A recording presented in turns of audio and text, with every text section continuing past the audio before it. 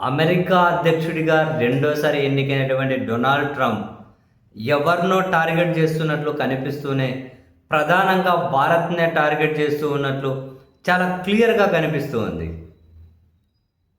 ప్రతి విషయంలో కూడా ఆయన భారత్ను బాధ పెట్టే విధంగా నిర్ణయాలు తీసుకుంటూ వెళ్తూ ఉన్నారు.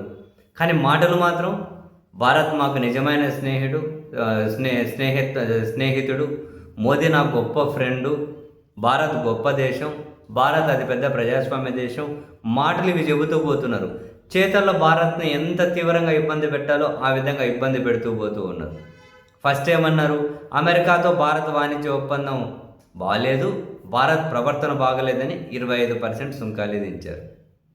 నెక్స్ట్ ఏమి చేశారు, ఉక్రెయిన్తో రష్యా యుద్ధం చేస్తుంది, రష్యా దగ్గర ఆయిల్ భారత్ కొంటుంది, సో భారత్ వల్ల కనుక రష్యాకు ఆర్థికంగా మేలు జరుగుతుంది కాబట్టి 25% సుంకాలు అన్నాడు, 50%కు పోయి.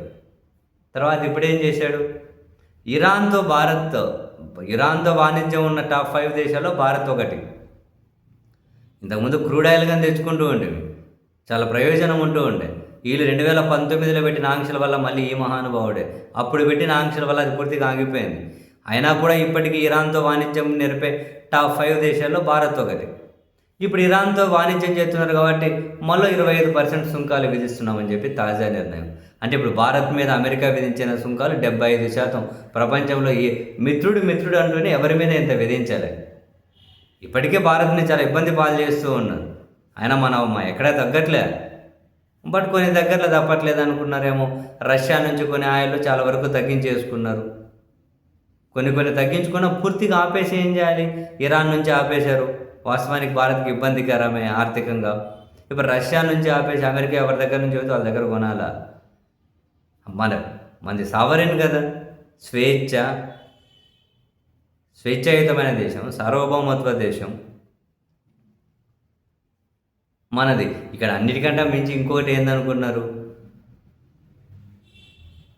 భారత్ని అసలు పతాక స్థాయిలో ద్వేషించే సెర్గియా గోర్ అనే ఆయన భారత్కు అమెరికా రాయబారిగా మొన్ననే వచ్చి బాధ్యతలు తీసుకున్నారు. డొనాల్డ్ ట్రంప్ ఆయన ఏరికోరి భారత్కు పంపించాడు. ఏ స్థాయిలో ద్వేషం అంటే ఆ సెర్గియా గోర్కు భారత్ అంటే ఆయన తీసుకొచ్చి ఆయన ఏం మాట్లాడతారు, మొన్న మోదీ ట్రంప్ బ్రహ్మాండమైన ఫ్రెండ్సు, భారత్ అతిపెద్ద దేశం, అసలు భారత్ అమెరికా వాణిజ్య ఒప్పందం అంటే వాణిజ్యం చాలా అద్భుతమైనది, ఆ వాణిజ్యాన్ని మరో లెవెల్కి తీసుకెళ్తాం, త్వరలో వాణిజ్య ఒప్పందం కుదుర్చుకుంటాం అని చెప్పి మాట్లాడుతూ పోయారు. ఏమై ఆ భారత్ ద్వేషి ఢిల్లీలో అడుగుపెట్టి భారత్కు అమెరికా రాయబారిగా బాధ్యతలు తీసుకోగానే ఆయన అట్లా అది అయ్యే ఒక రోజు కాకనే మళ్ళీ ఇరాన్తో వాణిజ్యం అని చెప్పి మళ్ళీ 25% సుంకాలు విధించుకుంటూ పోతూ ఉన్నారు. మాటలు మాత్రం ఊరికే ఇట్లా పనికిరాని మాటలన్నీ చెబుతూ పోతూ ఉన్నారు. అల్టిమేట్గా భారత్నే టార్గెట్ చేస్తున్నట్లుంది ఆయన. మరి అంటే వెనకల ఏం ఆలోచిస్తున్నారో, ఏం టార్గెట్లు పెట్టుకున్నారో అర్థం కావట్లేదు. బహుశా రష్యాతో భారత్ ఇప్పటికీ ఫ్రెండ్షిప్ చేయడం, సంబంధాలు పెట్టుకోవడం నచ్చడం లేదా? మొన్న షాంఘాయ్లో రష్యా అధ్యక్షుడు, చైనా అధ్యక్షుడు, భారత ప్రధాని వాళ్ళు సమావేశం అవ్వడం ఆయనకు నచ్చట్లేదా? ఏం జరుగుతుందో తెలియట్లే. భారత్ మిత్రదేశం అంటూనే తోలు తీసేస్తూ ఉన్నారు. తోలు తీయడం అంటే విపరీతమైనటువంటి ఆంక్షలు, సుంకాలు అంటూ.